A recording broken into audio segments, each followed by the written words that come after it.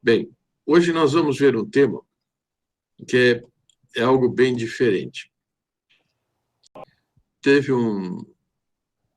O tema é o seguinte: teve um autor, um compositor alemão chamado Richard Wagner.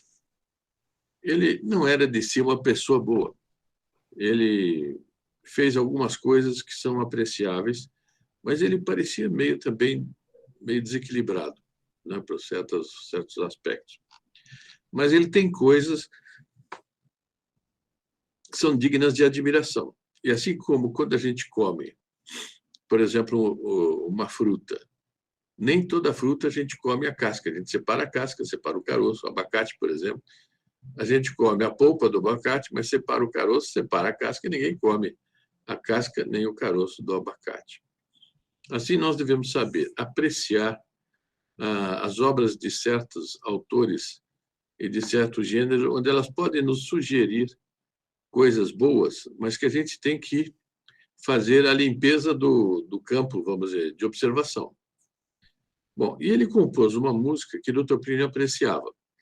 Dr. Plínio, ele não era assim de ouvir muita música, mas algumas músicas ele gostava e uma ou outra ele chegou a recomendar para uma ou outra pessoa. Nunca foi recomendação assim em geral, era gregoriano, eram algumas polifônicas, eram marchas militares, né, que se tocava no grupo e tudo.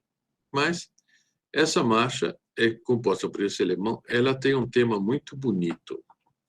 E o tema bonito é o seguinte: eu peguei a letra dela, peguei uma tradução, e a tradução me parecia protestante. E eu converti a tradução para católica.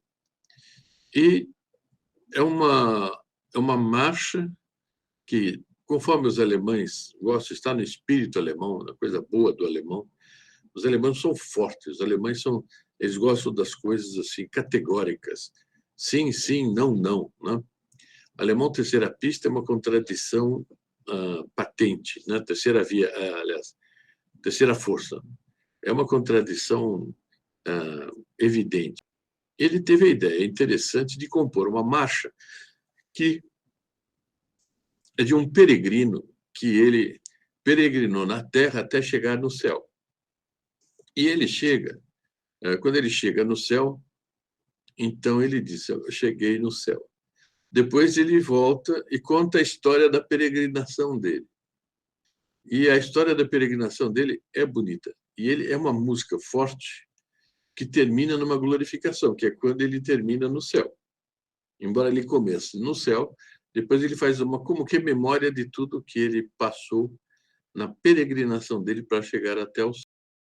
É um caminho que aí, no caso, está atravessando uma floresta.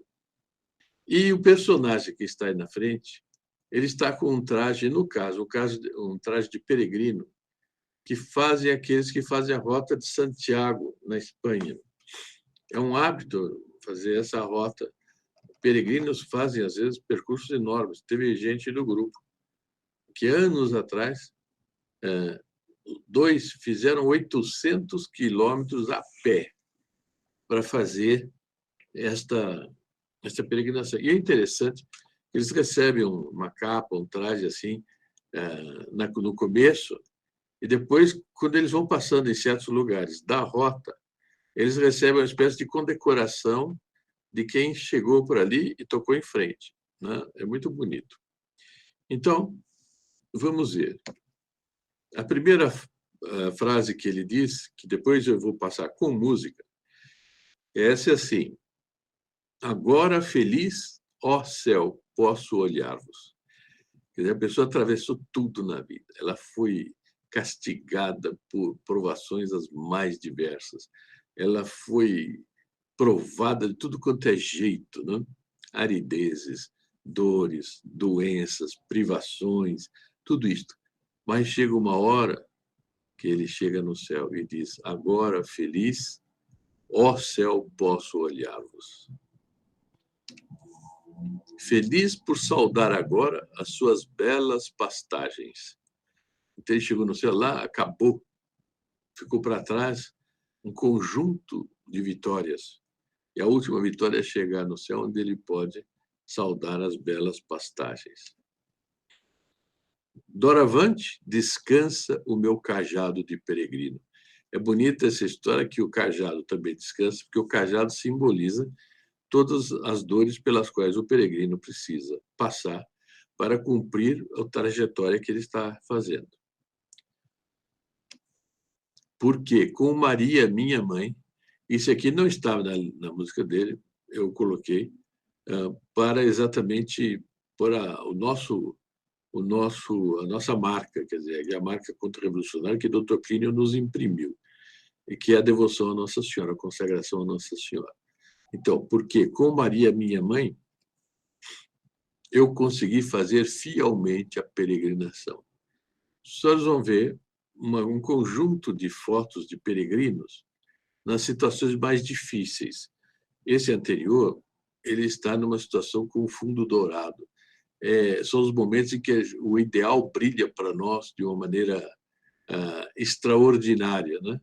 Mas há outros momentos em que o sol como que desaparece. E vem, então, momentos de um cinza na vida em que parece que as coisas não têm mais sabor. Parece que o ideal sumiu. Depois ele continua, através da minha penitência. Então, a penitência aqui está ligada com uma marcha dentro de uma floresta escura, mas com névoas.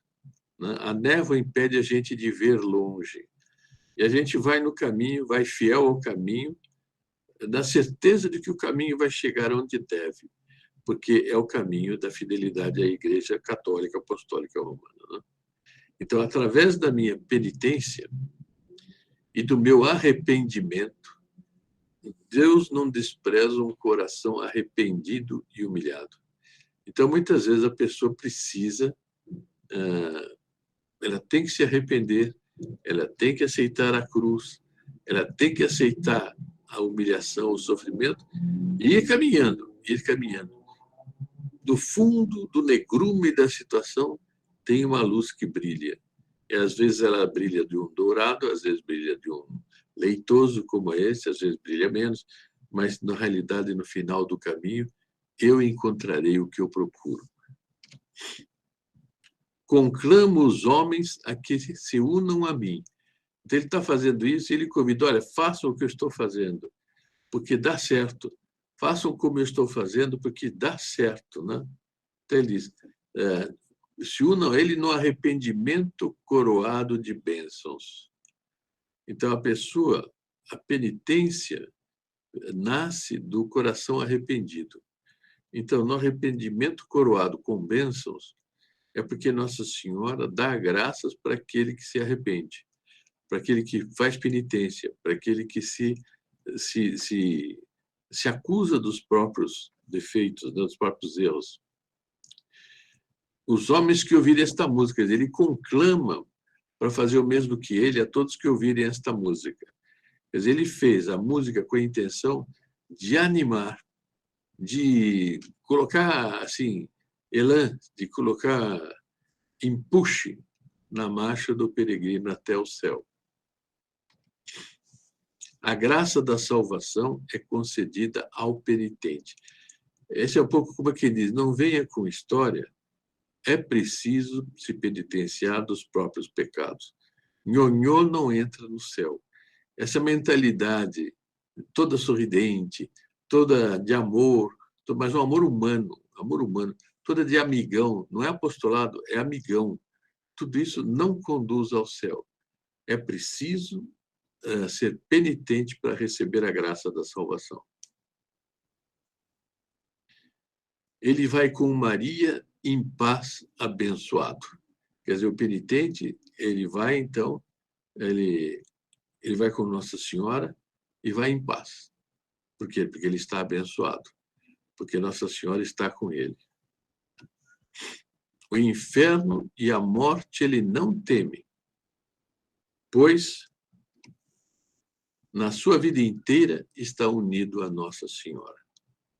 Então, é um peregrino que está dando exemplo de como se deve fazer a peregrinação que cada um tem que fazer até chegar ao céu. aleluia, aleluia, agora no céu para sempre. Esse castelo que está aí é o castelo de Neuschwanstein, novo cisne de pedra, que fica na Alemanha, na Baviera. Ele como que está simbolizando aí um castelo no céu, né? E quando a pessoa chega, aleluia, aleluia, agora no céu para sempre. Quer dizer, passou tudo. Passaram as dificuldades, passaram as provas, agora no céu para sempre. E então ele chega na corte celeste, que vamos imaginar dentro do castelo, né? O castelo celeste. A gente nem imagina como é, nem tem condição de imaginar, mas vamos imaginar. Então, agora no céu para sempre. E aí ele vai estar convivendo com o Nosso Senhor, com Nossa Senhora, com os anjos, com os santos, com todos os justos que estão lá, e se quiserem, com a TFP Celeste, todos aqueles nossos que já